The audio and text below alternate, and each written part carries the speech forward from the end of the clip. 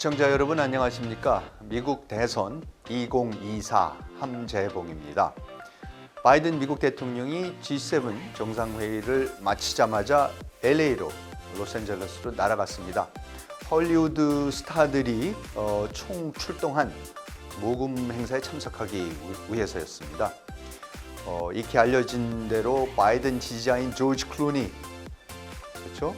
줄리아 로버츠, 또 잭 블랙, 코미디언 지미 키멜이 사회를 보기도 했고요. 여기 전임 버락 오바마 대통령도 물론 나왔습니다. 이날 모금액이 무려 2,800만 달러, 우리 돈으로 390억 원에 달했다고 합니다. 바이든이 피곤을 무릅쓰고 이탈리아에서 달려온 보람이 있었겠습니다. 한편 금요일에 78번째 생일을 맞은 트럼프는 지지자들과 성대한 생일 파티를 열었습니다. 근데 트럼프의 표정이 왠지 모르게 좀 우울해 보이는 것 같기도 한데요. 왜일까요? 둘 중 누구라도 올해 대통령이 되면 역대 최고령 대통령이라는 사실은 바뀌지 않기 때문일까요?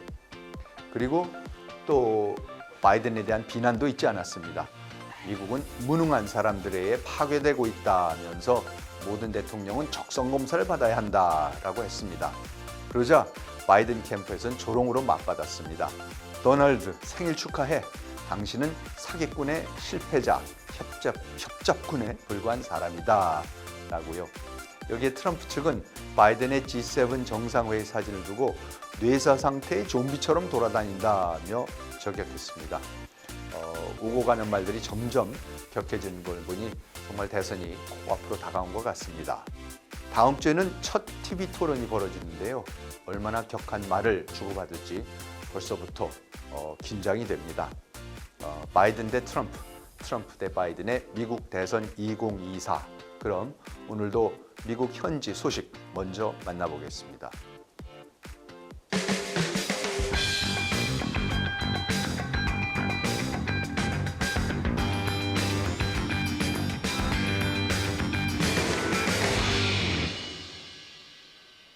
네, 위클리 리포트 미리 보기입니다. 첫 번째 기사는 월스트리트저널 기사인데요. 2021년 16 난동 3년 만에 의회를 찾은 트럼프라는 제목의 기사입니다. 관세를 부과해서 소득세를 없앨 수 있을 것이라는 구상을 내놨다고 합니다.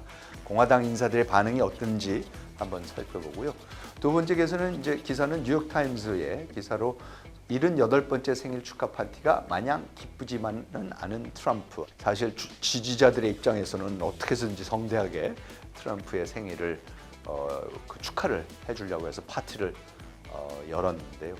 그 자리에서 이제 트럼프가 무슨 말을 했기에 이런 기사가 나왔을지 한번 살펴보도록 하겠습니다. 마지막으로 왜 민주당은 시골과 소도시에서 공화당에 뒤지는가?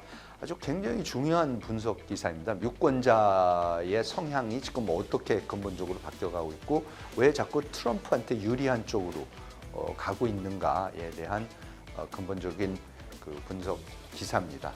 지금 바로 위클리 리포트에서 확인해 보겠습니다.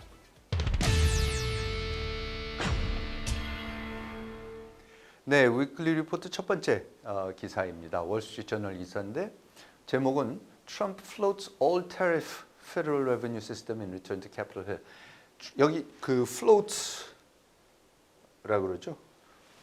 우리는 애드벌룬을 띄운다, 뭐 이렇게 표현을 하는데 이 사람들도 띄운다라는 거죠. 무슨 아이디어를 띄웠냐면은 아까도 잠깐 말씀드린 대로 그냥 그 소득세를 다 폐지를 하고 모든 연방 정부의 세수를 관세를 매겨서 충당을 하겠다라는 얘기를 16 사태 의회 난동 사태 이후 처음으로 다시 미국 의회를 찾으면서 공화당 의원들과 함께 짧은 연설도 했는데요. 영상으로 먼저 보고 오시죠. Should I say a few words? Please.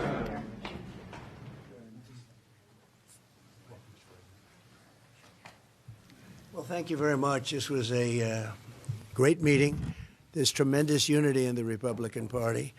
We have great common sense, a lot of very smart people in this room, and a lot of people that love our country. They love our country beyond just about all else. We're going to have great success. I think we're going to have a tremendous election. And we have one thing in mind, and that's making our country great. So thank you all very much. We appreciate you being here. Thank you very much.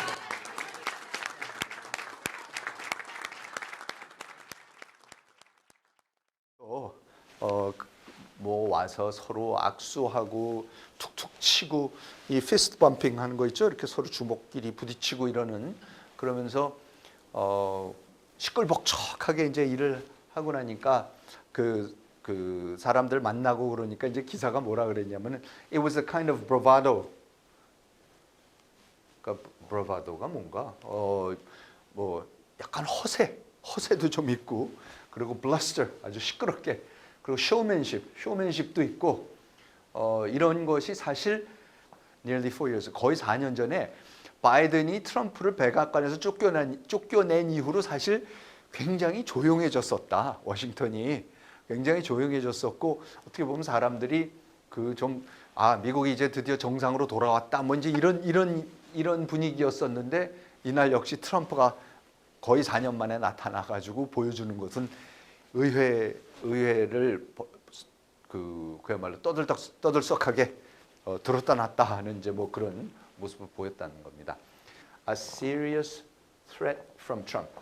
바이든은 지금 유럽에서 뭐 노르망디도 가고 이제 이러면서 연설도 하고 그리고 이제 이태리에 가서 G7 정상회담을 잘 하면서 사실 뭐 아주 성공적인 정상회담을 하고는 있지만 이 재선 가도는 사실 아주 심각한 도전에 봉착하고 있다. 트럼프의 도전에 봉착하고 있다. 그리고 many national and state polls show Trump leading Biden a tight race. 굉장히 아슬아슬한 경쟁 구도이지만 대부분의 나라 전체의 전국적인 여론조사나 여러 그 지역의 주의 여론조사를 보면은 트럼프가 이기고 있는 경우가 많다. 그 얘기입니다. 아까 그 케이크 사진에 나오는 케이크에 보시면 위에 45, 47이 있습니다. 그게 뭐냐면 45는 이미 트럼프가 45대 대통령이었고요. 지금 바이든이 46대입니다. 그럼 이제 47대도 이제 트럼프가 하는 거다.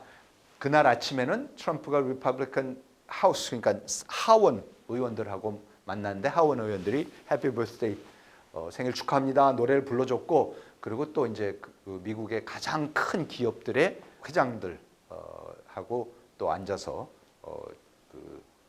논의도 했었다. 그 기업인들을 만난 자리에서는 자기가 만약 이겨서 다시 백악관으로 돌아간다면 he would seek to push the corporate tax rate down to 20 from 21. 법인세를 지금 21%에서 20세로 내릴 것을 심각하게 고려하겠다라고 했다고 합니다.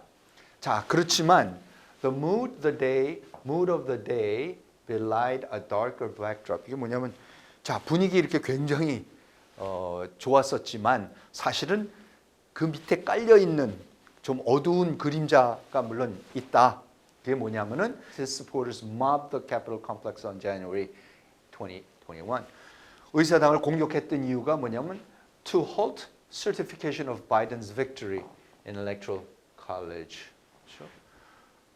바이든이 승리했다라는 거를 대선에서 승리했다라는 거를 확인하는 과정을 의회에서 거치는 과정을 그거를 막으려고 그랬었던 거죠. 참 어처구니 없는 사실은 사태였었습니다. 그러면서 on Thursday, as some protested Trump's visit, one man held a failed coup sign. 어떤 사람들은 트럼프가 다시 국회의사당으로 의사당으로 오는 것에 반대하는 시위를 했었고 그 중에 한 사람은 뭐라고 했냐면 이 플랜카드를 들고서 거기에 뭐라고 써 있냐면 실패한 쿠데타다. 지금 1월 6일 날 2021년 1월 6일 날 트럼프가 하려는 거는 그건 쿠데타였다. 근데 실패한 쿠데타다. 이제 이렇게 얘기를 했다라는 겁니다. 미국 민주당의 유명한 전임 하원 의장 낸시 펠로시죠. 낸시 펠로시 의원이 뭐라고 했냐면 Today, the instigator of an insurrection is returning to the scene of the crime. 그러니까 트럼프가 지가 범죄를 그때 반란을 조장해서 그런 큰 국가를 상대로 범죄를 저질렀는데 지금 그 범죄를 저지른 인간이 지금 그 범죄 현장으로 scene of the crime 돌아왔다. 왜 그러지 않습니까? 범인은 범죄를 저지른 현장을 꼭 나중에 한번 가보는 게 그 심리학적으로 꼭 그렇다는 거 아닙니까? 그러니까 말하자면 그거에 빗대서 트럼프가 이제 자기가 저질렀던 범죄 현장으로 돌아갔다. 이제 그러면서 Donald Trump comes to Capitol Hill today with the same mission of dismantling our democracy. 오늘도 의사당으로 온 것은 도널드 트럼프가 돌아간 것은 역시 또다시 그의 목적 뭐냐면 우리의 민주주의를 와해시키기 위해서 돌아온 것이다 라고 펠로시는 얘기를 했다 그럽니다. 2021년 1월 6일 그 사태가 난 직후에는 그 당시에는 많은 아마 공화당 의원들이 지금 펠로시가 트럼프에 대해서 한 얘기에 동의를 했을 수도 있다. 그런데 완전히 이제는 그때 당시 2021년 당시에는 일부 공화당 의원들도 트럼프를 비판을 했을지 모르고 트럼프와 거리를 두려고 했을지는 몰라도 이제는 완전히 트럼프한테 굴복했다. 그리고 그거를 무엇보다도 그걸 잘 보여주는 것이 상원의장 미치 매코넬하고 다시 악수하는 그 장면이었다. 사실 그 트럼프하고 미치 매코넬은 명콤비라고 할 수 있을 정도로 같이 일을 많이 했었습니다. 트럼프가 대통령일 당시에. 그런데 이제 1.6 사태가 났을 때 어떻게 보면은 용감하게 그1.6 사태는 잘못된 거라고 이제 트럼프를 비난을 했습니다. 그때부터는 완전히 사이가 벌어져 갖고 사실 좀 뭐 매코넬이 결국은 은퇴를 해야 되는 거 아니냐 뭐 이런 얘기도 했지만 다시 그 재선에도 성공을 하고 그러면서 그 트럼프하고 공화당 내에서 굉장한 그 알력을 갖고 있었는데 이번에 역시 트럼프의 말하자면 굴복하고 들어간 거죠.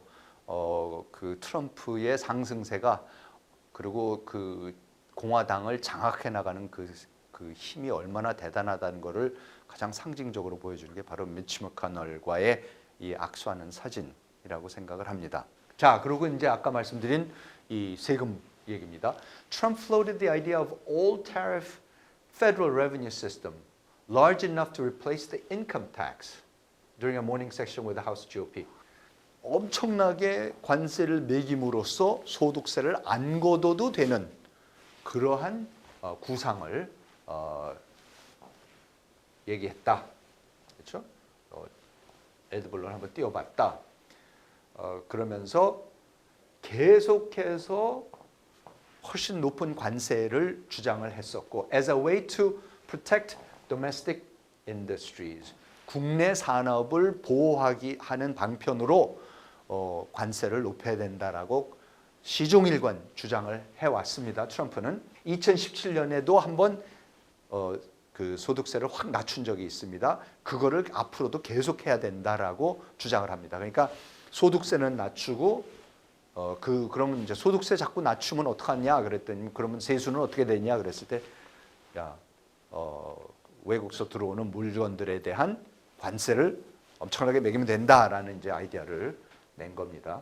사실 우리 같이 미국하고 무역을 해서 먹고 나는 나라, 뭐 중국도 그렇고 우리도 뭐 전 세계가 다 그렇지만 굉장히 사실 우려가 되는 걱정스러운 얘기입니다. 이제 그 부분에 대해서 월스트리트저널이 이렇게 분석을 했습니다. Higher income households to pay higher tax rates. 그러면서 미국은 여태까지 어떻게 합니까?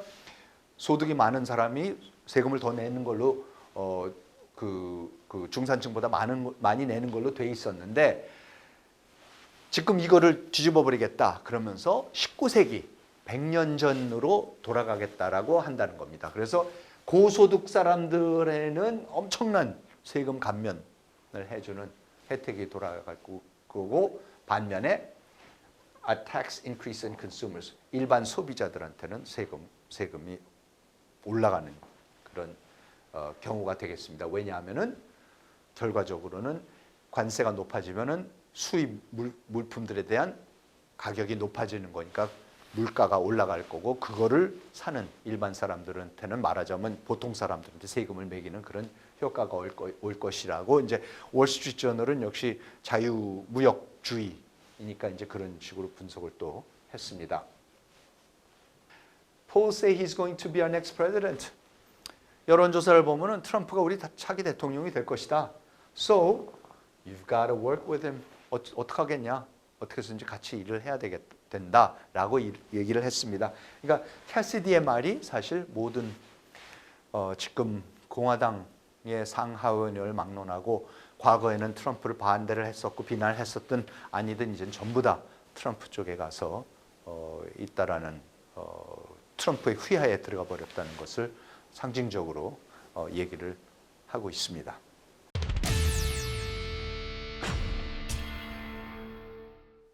It's Donald Trump's 78th birthday.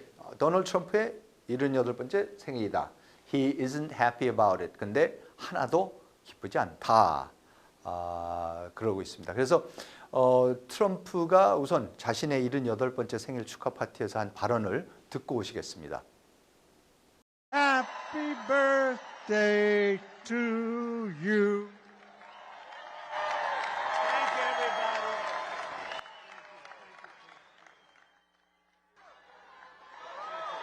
Wow, this is a nice crowd. Got a lot of people outside, but I think we're going to have to keep it that way. Thank you. Well, I just want to wish a very big hello to Club 47, which used to be Club 45, now it's 47. It did very well as 45. It's going to do even better as 47. There's nowhere else I'd rather be on my birthday. It's Flag Day, my birthday. 지금 여기 클럽 47이라는 얘기를 했는데요. 그게 뭐냐면 클럽 45라는 거가 45대 대통령을 만들기 위해서 그 지지자 그 단체입니다. 그 이게 이제 클럽 47이라 그래 갖고 이제 가장 극렬하게 트럼프를 지지하는 그 단체인데 이제 우선 생일 축하해 준다고 모인 자리에서 그 단체에 가장 고마운 마음을 전하고 싶다. 클럽 45였었다가 이제 47로 이름이 바뀌었다라고 이제 하는 겁니다. 자, 그러면 그 사실 왜 별로 이렇게 생일이 기쁘지 않느냐?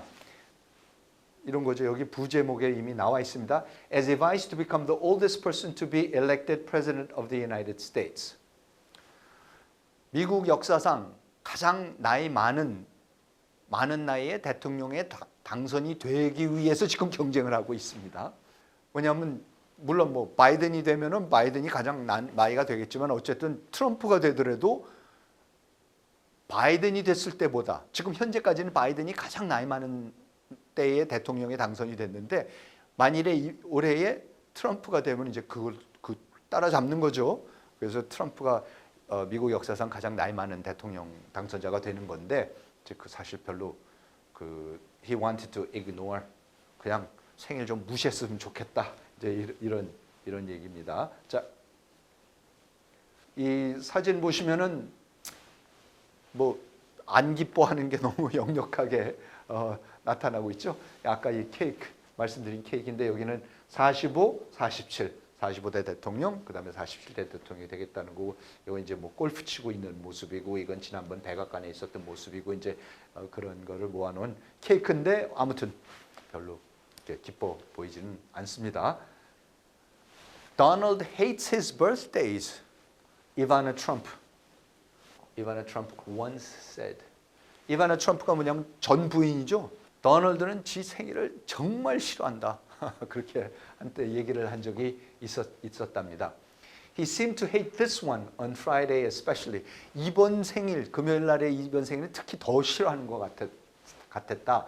라스베가스에서 이번 주 초에 좀 생일 이전에 미리 그 생일 축하합니다 노래를 지지자들이 불렀더니 아예 진짜 노골적으로 싫어하는 표정이 역력했었다. 뭐라고 했냐면 어떤 시점을 지나면 그 다음부터는 해피 버스데이 듣기 싫다. 그리고 you just want to pretend the day doesn't exist. 그런 날 존재하지 않는다. 생일이라는 건 없다라고 좀 했으면 싶은 그런 때가 온다. 이제 얘기를 하는 겁니다. No doubt. 물론 왜 안 그러겠냐? 이제 그러는 거죠. 왜 안 그러겠느냐? Both men try to downplay their age. 내내 서로가 어떻게 해서든지 자기의 나이 많은 거는 자꾸 downplay, 감추려고 그러고, 그리고 저쪽이 상대방이 creaky, 삐걱삐걱대는, 너무 나이가 많아서 뭐 이상한 쪽 쳐다보고 걷지도 못하고 뭐 이제 삐걱삐걱대고, 그리고 cranky, 짜증, 신경질적이고 이런 사람들이라는 거를 계속해서 서로가 강조하고 있다. Blasting out selectively edited videos of Mr. Biden toddling around Europe. 트럼프 팀에서는 내내 이번에 바이든이 유럽에 가서 노인네가 전혀 어디를 뭘 하는지 모르고 이상한 쪽으로 걸어가고 하는 모습. 그러니까 사진을 이렇게 편집을 해가지고 다른 사람들은 다 바이든을 쳐다보고 있는데 바이든이 이렇게 돌아서서 딴 쪽을 쳐다보고 있는 사진, 이런 것들을 이제 계속해서 냈습니다. Who has no clue what the hell is going on. 우리는 지금 대통령은 지금 뭔 일이 벌어지고 있는지 전혀 감각이 없는 사람이다라고 트럼프가 얘기를 자기 생일 그 파티 때 이제 그런 얘기를 했습니다. 그때 이제 바이든 측에서도 물론 이메일을 보내가지고 he is unhinged. unhinged가 뭡니까? 이렇게 어디에 고리에 이렇게 걸려 있는데 고리가 떨어져 나가니까 완전히 이제 그 제어가 안 되는 상황이고, unable to focus, 집중할지도 모르고, and diminishing, 점점 작아져서 사라지고, 우리가 보고 있는 before our very eyes, 그냥 스스스 해체되고 있다. 그리고 이제 이 지금 또 하나는 뭐냐면 그때 그 부통령 후보를 군 중에 어떻게든지 부통령에 지명이 되고 싶어서, 후보에 지명이 되고 싶어서 이제 와서 아부하고 찾아다니는, 그 트럼프를 쫓아다니는 사람인데, 대표적으로 지금 플로리다의 상원의 마코 루비오 얘기입니다. There's only one reason, because he loves our country and he wants to save it from people that want to destroy it. 자, 얼마나 노골적으로 아부를 했느냐? 내가 여러분들한테 솔직하게 얘기를 하겠습니다. 그러면서 sometimes I think, 내가 어떤 때 보면은 도대체 이 사람이 왜 이거를 지금 하고 있을까? 아주 너무나 행복하고 좋은 그 편한 삶을 살고 있었고 정치에 뛰어들 필요가 전혀 없는 사람이었다. 이 사람이 정치에 들어온 것은 딱 한 가지 이유밖에 없었다. 그 편한 삶을 놔두고, 좋은 삶을 놔두고 정치에 뛰어든 이유는 딱 하나밖에 있을 수 없다. Because he loves our country. 우리나라를 너무나도 사랑하시기에 나라를 구하고 싶다. 뭐로부터? 이 나라를 파괴하려는 그 사람들부터 이 나라를 지키기 위해서 그 편하고 복된 삶을 다 버리고 이 골치 아픈 일을, 이런 모욕적인 일까지 겪으면서 정치에 뛰어든 분이 바로 이분입니다. 라고 아주 뭐라고 했죠? 은연중에 은연중에 칭송을 한 게 아니라 너무나도 노골적으로 칭송을 했습니다. 이게 지금 현재 트럼프의 기세를 보여주는 또 하나의 좋은 예가 되겠습니다.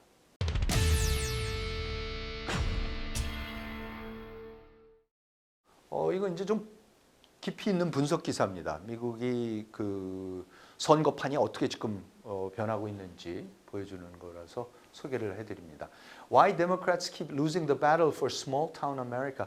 왜 미국의 작은 마을들에서 민주당이 계속해서 지고 있는가에 대해서 이제 그러니까 그 기사 자체가 이제 인터뷰한 사람들 몇 사람들을 아주 집중적으로 여성도 있었고 흑인들도 있었고 히스패닉계도 있고 이렇게 다양한 사람들을, 다양한 지역 사람들을 이제 인터뷰를 해보면서 나온 겁니다. 근데 첫 번째 기사에서 제일 먼저 소개되는 사람이 크리스 파일이라는 여자인데요. File attended her first Wilson County Republican Party meeting in 2015, held in a back room at Pop's Steakhouse. 구 중에 윌슨 카운티가 있습니다. 거기에 공화당원들 모임을 처음으로 간 게 2015년이었는데요. 그때는 노스캐롤라이나는 공화당원이 없었어요. 공화당원들이 아예 없었습니다. 공화당 미팅이라는 게 없었기 때문에 갔더니 그 동네에 있던 어떤 스테이크 집 식당의 뒤에 있는 방, 백룸, 식당 그 뒤에 있는 방에서 모였는데 그게 갔던 첫 번째 공화당원들 모임이었다. 그래서 fewer than a dozen people showed up. 그러니까 12명도 안 나타났었다. They passed a hat to cover the rent on the group's post office box. 윌슨 카운티 공화당 모임에 사용하는 그 우편함에 돈을 지불한 게 버거워서 그래서 서로가 모자를 돌렸다. 그러니까 모자에다 돈을 모금을 했죠. 얼만큼씩 넣어서 그 정도로 상황이 열악했었다. 공화당이 노스캐롤라이나에서는 맥을 못 쳤었다. Less than a decade later. 그런데 10년도 안 된 후에 2022년 중간 선거 때 이 지금 10년 전만 해도 아무것도 없었던 이 크리스티 파일이 관여하는 공화당 조직 덕분에 이제는 공화당이 결국은 2020년 중간 선거에서 그 노스캐롤라이나에서 그 당시 상원 의원직과 그리고 스테이트 하우스 노스캐롤라이나 주 하원을 장악을 하게 됐다는 겁니다. 이렇게 급격하게 지금 상황이 바뀝니다. 완전히 민주당의 텃밭이었던 데가 10년 만에 완전히 뒤집혔다. 그 얘기입니다. 2016년 이후로 민주당원으로 등록된 사람들의 숫자가 19%가 감소를 했습니다. 지금 이 윌슨 카운티에, 근데 윌슨 카운티는 농장 지역이죠. While unaffiliated voters, 근데 무소속이라고 나는 무소속이라고 선언하는 사람들은 33%가 늘었습니다. 그러니까 무슨 말씀이냐면 그리고 Republican registration is largely unchanged. 그 유권자들을 보면은 민주당 당적은 버리지만 그렇다고 공화당으로 가는 것도 아닙니다. 전부 다 무소속으로 지금 가고 있습니다. 그래서 지금 이게 그 바이든 입장에서 보면은 아주 큰 일이라는 겁니다. 왜냐하면은 노스캐롤라이나가 그 스윙 스테이트 중에서 그 중에서도 가장 농업 인구가 많은 주입니다. 근데 2020년에도 바이든이 아슬아슬하게 노스캐롤라이나를 뺏겼는데 지금 그 노스캐롤라이나가 아주 결정적인 주 중에 하나인데 그 주의 모든 흐름을 보고 있으면은 지금 자꾸 공화당 측으로 가고 있다. 도시가 아닌 지역에서 공화당이 항상 강세였었습니다. 그런데 문제는 뭐냐면 자꾸 공화당을 지지하던 그 지역에서는 농장 같은 데는 점점 그 인구도 떨어지고 그리고 다 민주당을 지지하는 도시의 인구가 늘어나기니까 민주당한테 당연히 유리한 상황이 돼야 될 텐데 지금 그렇지가 않다라는 겁니다. 그러면서 이제 분석이 나옵니다. Donald Trump has overcome that Democratic disadvantage by invigorating GOP turnout across small town America. 그 인구학적으로 봤을 때의 열세일 수밖에 없는 상황에서도 도널드 트럼프는 어떻게 했냐? Invigorating GOP turnout. 공화당원들을 적극적으로 설득을 해서 그 사람들이 투표장에 나오도록 함으로써 하는 데서 그러니까 숫자는 줄어들고 있는지 모르겠지만 더 많은 사람들이 투표장으로 나올 수 있게끔 하는데 성공함으로써 그 인구의 감소 문제를 극복할 수 있었다. It's terrible when you have to decide whether to buy Ruffles or a loaf of bread, she said. Ruffles가 감자칩 얼마나 지금 물가가 높아졌냐면은 식품점에 가서 식빵을 사야 되느냐 아니면 감자칩을 사야 되느냐를 놓고서 양자택일을 해야 되는 게 지금 미국의 일반 사람들의 중산층의 문제다. 이거는 간식이고 이거는 당연히 먹어야 되는 주식인데 그럼 둘 다 살 수가 있어야지 되는데 지금 미국에서도 간식이냐 주식이냐 둘 중에 하나밖에 하나를 선택해야 되는 상황에 지금 처해 있다. 이런 고물가 상황이니까 이건 당연히 이제 트럼프, 그러니까 자기가 지금 대표하고 있는 공화당에 유리한 상황이다. 트럼프에 유리한 상황이다. 이렇게 얘기를 하는 겁니다. 자, 이거는 그 월스트리트저널이 2,100명의 이제 유권자들을 놓고서 그 7개 스윙 스테이트에 있는 유권자들을 놓고서 이제 조사를 해본 결과인데요. 여기 보면은 How would you rate the strength of the U.S. economy? 지금 현재 미국 경제가 얼마나 강하다고 건실하다고 생각하십니까? 그러니까 이쪽으로 가면은 not so good, 별로 안 좋다, 아니면 아주 형편없다라는 거고요. 이쪽으로 가면 아주 좋다, 아니면 아주 좋다라고 가는 겁니다. 그런데 보시면요, rural, 그렇죠? 농촌 지역에 보면은 농촌 지역에서는 당연히 60몇 프로 이상이 뭡니까? 안 좋거나 아주 형편없다라고 하는 거고, excellent 아니나 또는 좋다라는 사람이 20%밖에 안 됩니다. 반면에 도심에서도 전체적으로 안 좋다라고는 하지만 그래도 농촌 지역보다는 적습니다. 나쁘다고, 경제가 나쁘다고 하는 사람들이 숫자가. 왜 이렇게 이 사람들이 민주당에 반대하는 그런 경향을 보이고 있느냐 보면은 many believe that Democrats either don't understand their point of view or don't want to. 그러면서 그런 사람들이 사실은 민주당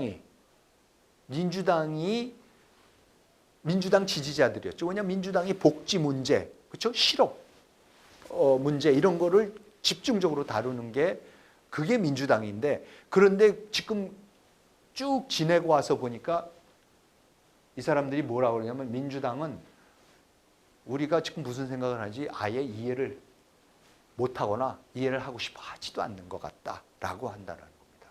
그러니까 이렇게 경제가 점점 쇠락할 때야말로 민주당이 오히려 들어가서 지지세를 끌어왔어야 되는데 그걸 하지 못했기 때문에 민주당을 버리고 있다. 이제 이런 얘기가 되겠습니다. 3월 달에 월스트리트저널이 한 그 여론조사에 의하면은 노스캐롤라이나를 포함한 7개 주에서 핵심 주에서 한 여론조사에 의하면은 농촌 지역에 살고 있는 유권자들의 62%는 트럼프를 위해서 찍겠다. 미국 전체를 놓고 보면 지금 47%가 트럼프를 찍겠다고 하는데 농촌 지역만 보면은 62%가 트럼프를 찍겠다 그런답니다. More than other voters, poll respondents in rural areas said the U.S. was headed in the wrong direction, the economy was doing poorly, and immigration was a top issue. 그러면서 농촌 지역에 갈수록 농촌 지역의 유권자들은 뭐라고 하냐면 미국이 잘못된 방향으로 지금 가고 있다. Headed in the wrong direction.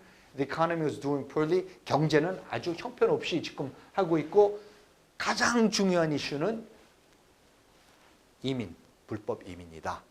핵심적인 스윙 스테이트 중에 하나라고 하는 노스캐롤라이나도 지난번에도 물론 그 트럼프한테 갔었지만 워낙 그 역대 민주당을 지지했었던 거기 때문에 바이든이 많은 노력을 기울이고 있다고는 합니다. 그런데 물론 한 주에 불과하긴 하지만 그 참 긴 흐름을 지금 보고 있으면은 모든 것이 트럼프 쪽으로 유리하게 지금 전개되고 있다는 것을 보여주는 그걸 잘 분석한 기사여서 소개를 드렸습니다. 오늘 위클리 리포트는 여기까지입니다. 여러분은 지금 미국 대선 2024와 함께하고 계십니다.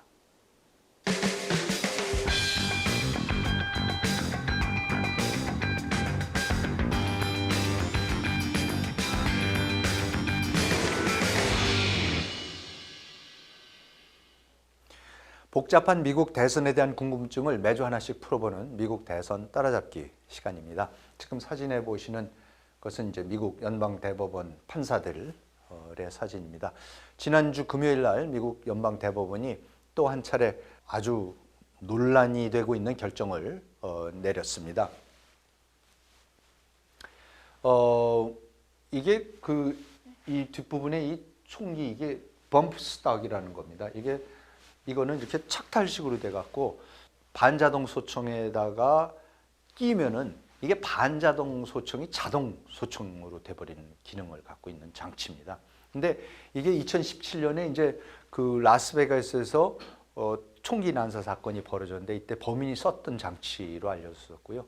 그래서 당시 대통령이었던 트럼프가 이 범프스톡 사용 금지 명령을 내렸습니다. 굉장한 논쟁이었는데 드디어 트럼프도 이제 몰려서 이걸 냈습니다. 그런데 미국 연방 대법원에서 이번에 이 범프스톡 사용 금지 조치를 폐기했습니다. 이유는 바로 연방법을 따르지 않았다는 건데요. 그 과정에 있어, 그걸 폐기시키는 과정에 있어서 오늘은 미국의 총기에 대한 얘기를 해볼까 합니다. 아시다시피 미국은 개인이 총기를 소유할 수 있도록 허용하고 있는 나라 중 한 곳입니다. 그래서 간혹 학교나 공공장소에서 간혹이 아니죠. 하도 뉴스에 많이 나오니까 비극적인 총기 사건이 자주 발생하기도 하는 것이고요. 미국 외에도 유럽에서는 러시아, 독일, 프랑스, 아프리카에서는 예멘, 에티오피아, 아시아에서는 필리핀, 태국, 레바논 등 규제 방식은 좀 나라별로 다르지만 꽤 많은 나라에서 개인의 총기 소유를 허가하고 있습니다. 그 중에서도 미국의 총기 소유는 비율은 거의 압도적입니다. 이 자료는 그 인구 100명당 총기 소유 비율을 보여주는 그래프인데요. 미국을 보시면은 100%가 넘습니다. 120%입니다. 인구 100명이 총기 120정을 갖고 있습니다. 한 사람이 1.2정을 갖고 있다는 겁니다. 사실 산술적으로만 보면 미국인 모두가 총기를 소유했다고도 볼 수 있는 겁니다. 그렇다면 왜 언제부터 미국은 사람보다 총이 많은 나라가 됐을까요? 건국 초기로 거슬러 올라가 보겠습니다.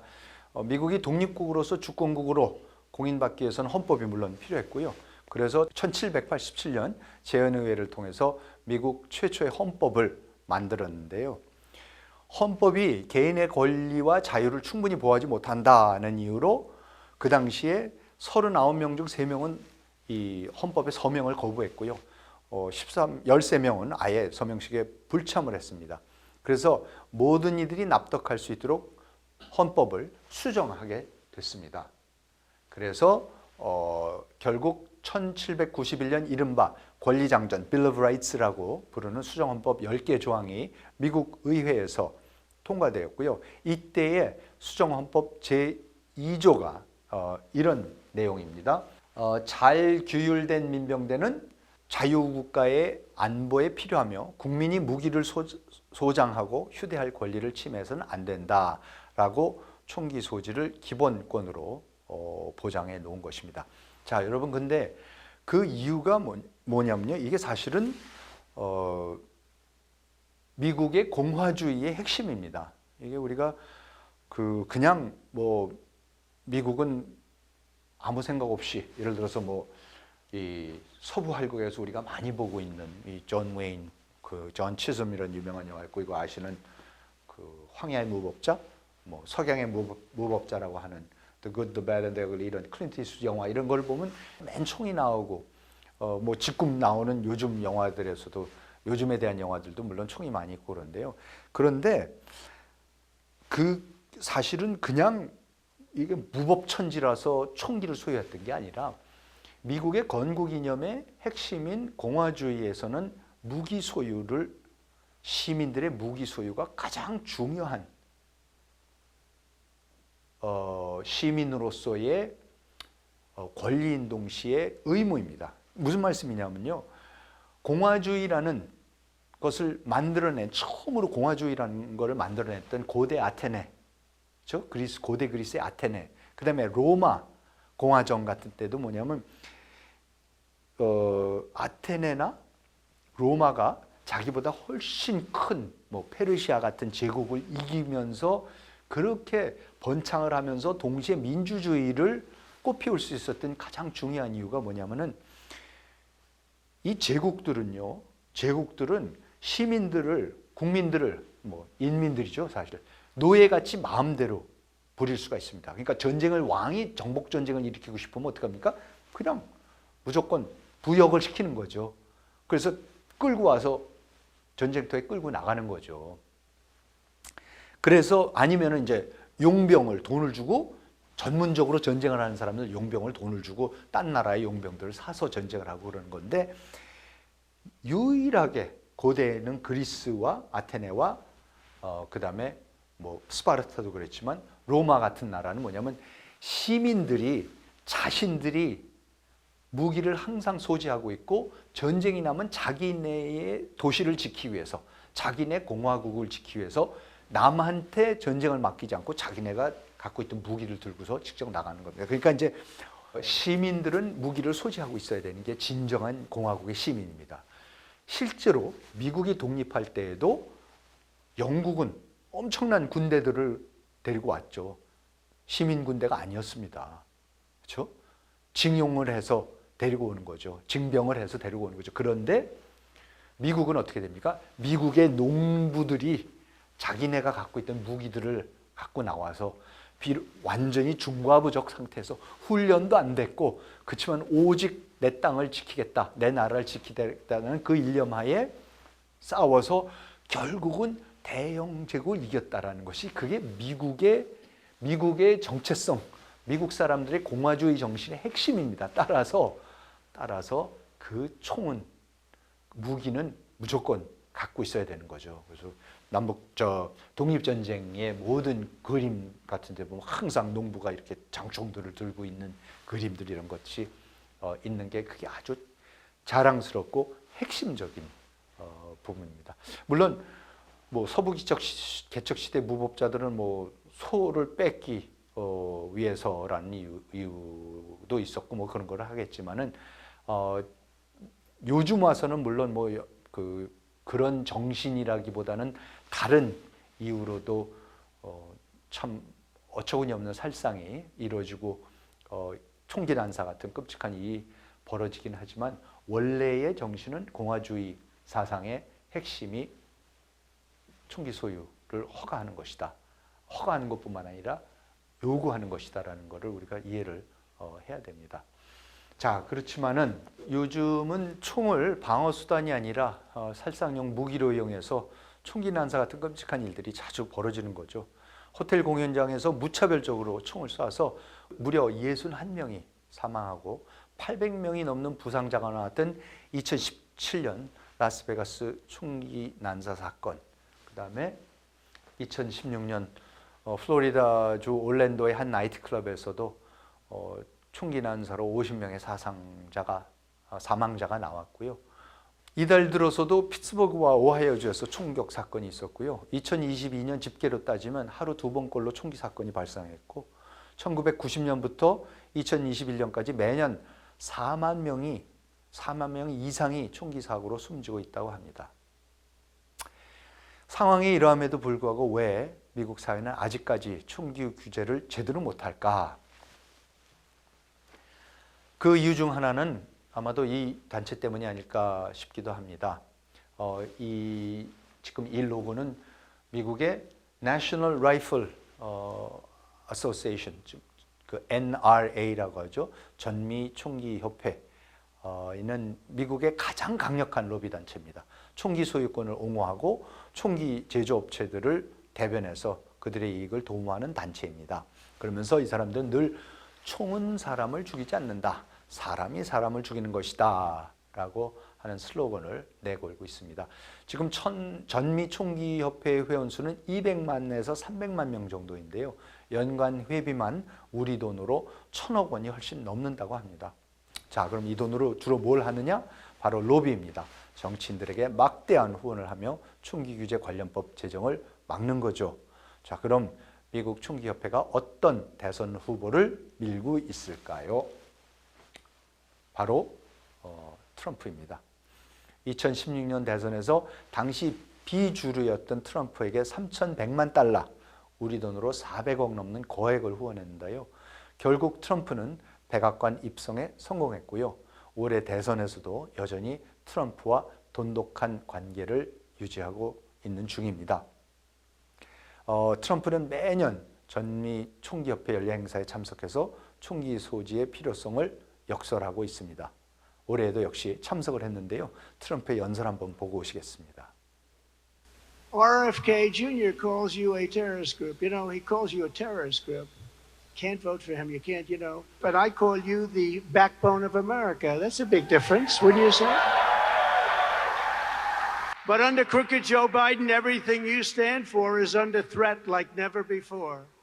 if the Biden regime gets 4 more years, they are coming for your guns, 100% certain. Crooked Joe has a 40-year record of trying to rip firearms out of the hands of law-abiding citizens. He's always wanted to do that. Like The Apprentice, Joe, you're fired. Get out of here, Joe. You're fired. We have to win this election. It's the most important election in the history of our country. You've got to get all your friends, all the gun owners, they have to go and they have to vote. If they vote, there's nobody that can beat us. Nobody. And we're going to, quite simply, make America great again.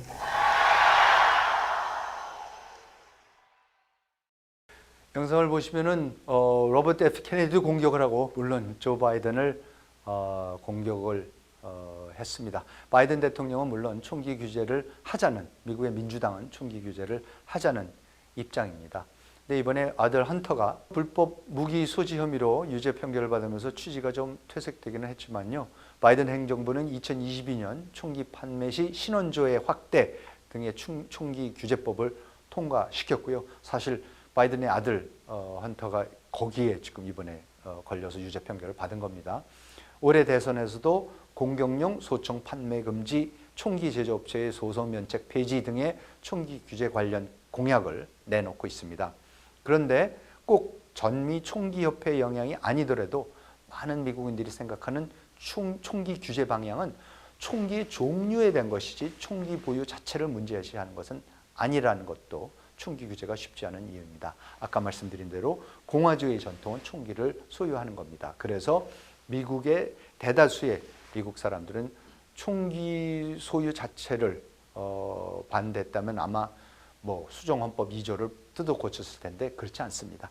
자동소총 이거는 안 된다. 그거는 사냥용도 아니고 그거는 호신용도 아니다. 그건 살상용인데 아까 말씀드린 그런 그 범스토크 같은 거를 붙여갖고 자동소총을 만들어서 그럴 이유가 도대체 뭐가 있느냐? 뭐 오리 사냥을 하고 사슴 사냥할 때 자동소총이 필요가 없지 않느냐 하면서 그 논쟁은 확실하고 그 논쟁은 있고 그리고 총기를 살 때에 정확하게 등록을 하게 하고 그 사람의 그 배경을 다 확인을 하고 이번에 바로 헌터 바이든의 경우 같은 겁니다. 뭐 마약을 하고 있었냐, 알코올 중독이냐, 뭐 여러 가지를 다 그 확인을 해보고 그런 과정을 절차를 강화시키자는 것이지 총기 소유를 아예 없애자 이런 얘기는 사실은 없습니다.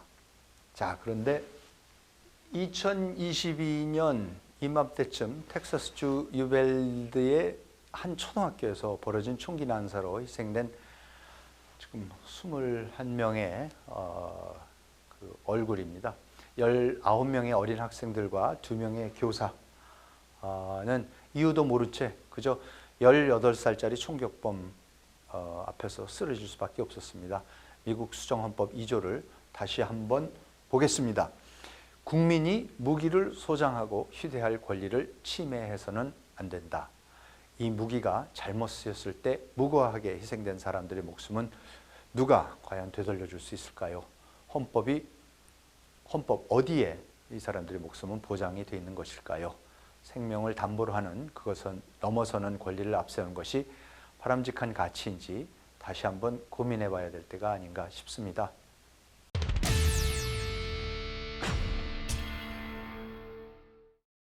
미국 대선 2024 오늘 준비한 내용은 여기까지입니다.